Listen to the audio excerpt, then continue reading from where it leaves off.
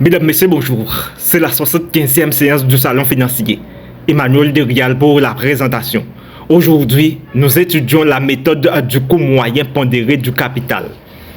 La méthode du coût moyen pondéré du capital, CMPC, prend en compte la déductibilité des intérêts grâce à l'utilisation du coût du capital après impôt pour actualiser les flux de trésorerie disponibles. Lorsque le risque de marché d'un projet est égal à celui de l'entreprise, son coût du capital est égal au coût moyen pondéré du capital de l'entreprise. Il suffit donc d'ajuster le CMPC pour tenir compte de la déductibilité des intérêts, ce que revient à calculer le CMPC à l'aide de la dette après impôt.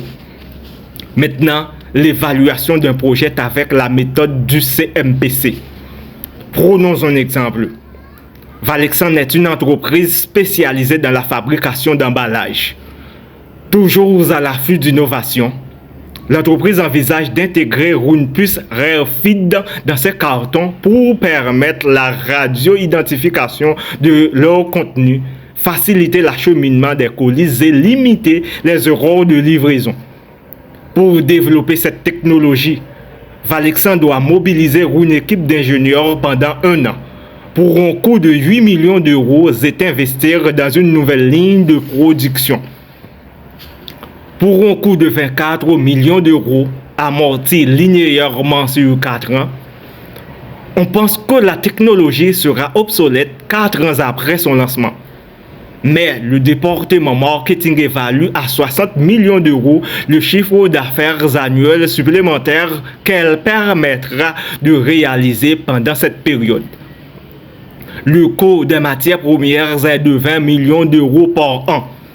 Les autres consommations externes et les charges de personnel sont respectivement de 5 et 9 millions d'euros par an. Valexan a la possibilité d'être payé par ses clients comptants, comptant ses fournisseurs et produit ses emballages en flux tendu zéro stock. Son besoin en fonds de roulement est donc nul. Le taux d'imposition sur les sociétés est de 25%. Sur la base de ces informations, on peut construire le compte de résultat prévisionnel du projet et calculer ses flux de trésorerie disponibles. Ces comptes permettent de comprendre que le risque systématique du projet est égal à celui de Valexan. On peut donc actualiser les flux de trésorerie disponibles du projet à l'aide du CMPC de Valexan.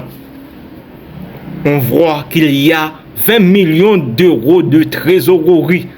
La dette nette est donc de 320 millions moins 20 millions. Cela est égal à 300 millions d'euros. La valeur de marché de l'actif économique est de valeur de la dette plus la valeur des capitaux propres est égale à 600 millions d'euros.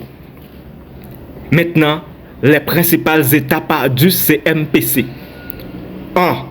Déterminer les flux de trésorerie disponibles du projet. 2. Calculer le CMPC après impôt de l'entreprise. 3. Calculer la valeur actuelle nette du projet en actualisant les flux de trésorerie disponibles au CMPC. On peut utiliser cette méthode pour tous les projets qui ont le même risque et le même taux d'endettement que l'entreprise qui les entreprend. Sous ces conditions, difficile de faire plus simple que la méthode du CMPC. C'est ce qui explique qu'elle soit la plus utilisée en pratique. Merci de nous avoir prêté attention. Au revoir.